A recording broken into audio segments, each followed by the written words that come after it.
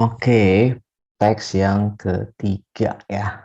Nah, kita baca dulu teksnya sedikit ya. In another new study, researchers found high level of mercury in features of salt marsh sparrow in the wetland of North Cinder in the New York's Long Island.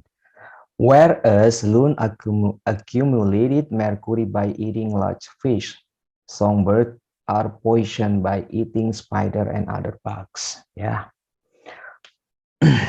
pada penelitian baru lainnya, para peneliti menemukan ya tingkat merkuri yang tinggi ya ditemukan pada bulu-bulu burung-burung kecil ya, ini burung semacam burung pipit atau burung gereja seperti itu ya, yang ada di Wet Island ya, di bagian North Cinder, New York ya, Long Island.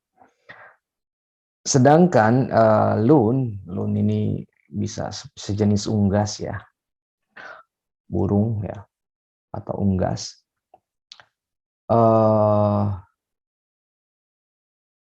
Terkontaminasi oleh merkuri karena apa? Karena dia memakan ikan ya, memakan ikan. Kemudian burung-burung juga terkontaminasi oleh merkuri karena memakan serangga ya, karena memakan laba-laba dan serangga lainnya. Yang mana serangga dan laba-labanya ini telah terkontaminasi, ikannya juga telah terkontaminasi oleh merkuri, akibatnya burungnya juga terkontaminasi merkuri. Lalu di paragraf 2 nih ya, kita mungkin di sini ya, Anda mungkin memikirkan ya apa sih? Mungkin bertanya-tanya ya kita ya, apa bedanya burung kecil? Bagaimana membedakan burung-burung kecil yang terkontaminasi oleh merkuri atau tidak nih, gitu ya.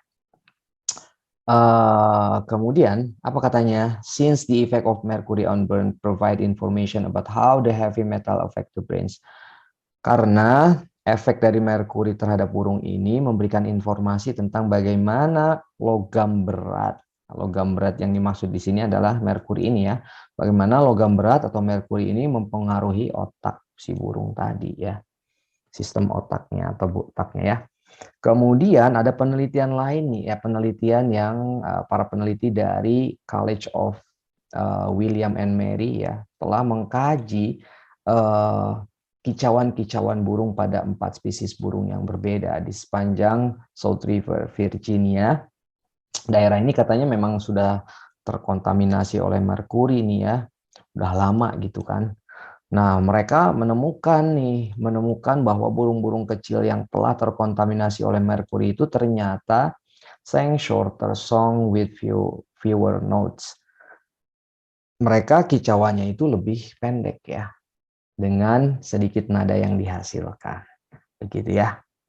Kita langsung ke pertanyaannya aja lah, itu intinya ya. In presenting the idea, the writer starts by describing. Nah, itu jawab pertanyaannya ya. Bagaimana? Ini sebenarnya pertanyaan bagaimana kalimat yang kita diminta, oke, untuk pertanyaan model seperti ini kita diminta menebak kira-kira kalimat mana yang paling cocok untuk memulai kalimat pertama di paragraf 1 ini. Oke, saya kasih contoh misalkan Brian has a cat, titik. Nah, dalam konteks paragraf kita masih belum tahu itu ngomongin Brian atau ngomongin kucingnya. Kenapa? Karena harus lihat kalimat berikutnya. Oke, misalkan tadi Brian punya kucing. Nah, titik. Kalimat berikutnya, jenisnya Persia. Maka dengan jelas kita bisa tahu ini ngomongin kucingnya, bukan ngomongin Brian-nya.